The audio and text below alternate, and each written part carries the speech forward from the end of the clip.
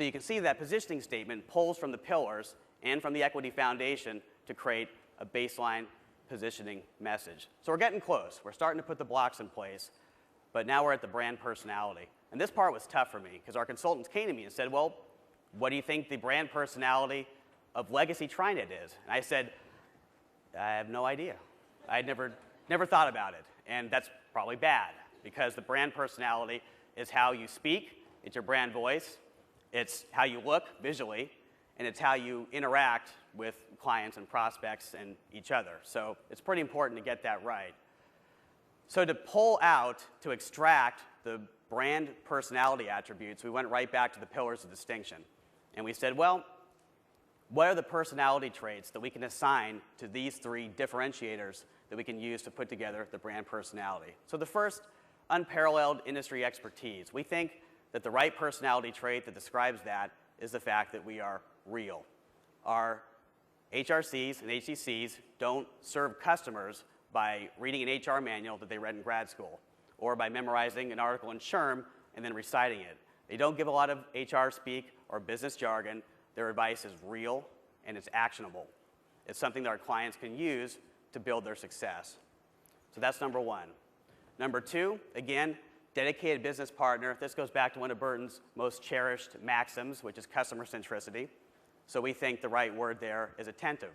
We're there for our clients with support and guidance when they need it. It's customer centricity. The third one's my favorite. It's tied to technology, but it goes well beyond that. It touches every aspect of the company. When people are trying to get a job in the marketing department, they sit across from me at the table, and they always ask me the same thing. They say, wow, you've been here forever. And why do you stay at this company? And I say, because this company tries to be a little bit better than it was the day before, and the week before, and last year, and 5 years ago. And sometimes it makes the wrong moves, and it makes the wrong decisions. It takes 3 steps back. But then it course corrects and takes 10 steps forward. I honestly think there's something in this company's DNA that just forces us to be driven, to be better than we were before.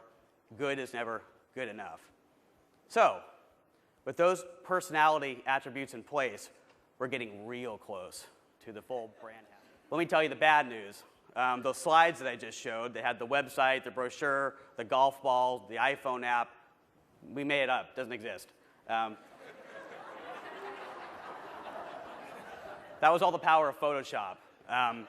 We have not been sitting on this for the last month. As Mike said, we've been starting on this since May, and we just finished the ad copy for the harvest season campaigns earlier this week.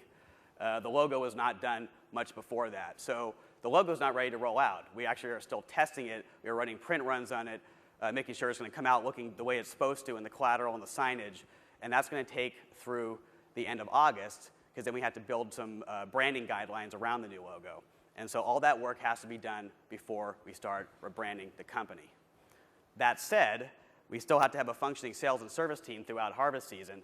And so my commitment to you is to give you a hit list by the end of September of a series of key deliverables.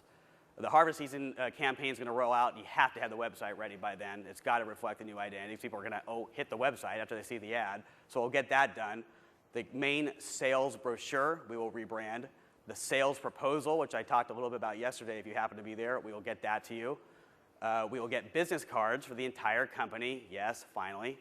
And we will get event booth signage so people can continue to sell the service in the harvest season. Now that means there's a lot of stuff that you're not going to have right away. If you have a favorite industry slick or case study or client-facing document or form, an LOA form, or building signage, going to take a little longer. You're talking Q3, Q4, 2010. You know, it actually kind of depends. It depends how big of a check Burton's willing to write. So, you know, you might want to ask him if you have some favorite document there. But this is what we're going to give you by the end of September to make sure that we have a successful harvest season.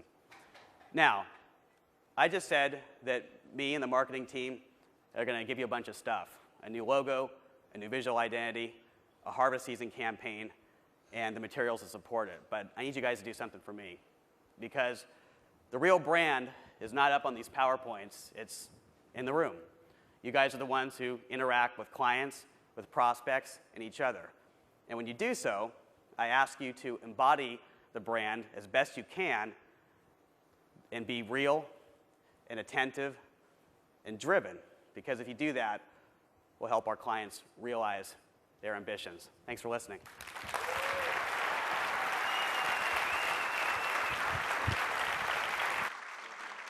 Ladies and gentlemen, welcome back Mike Trian.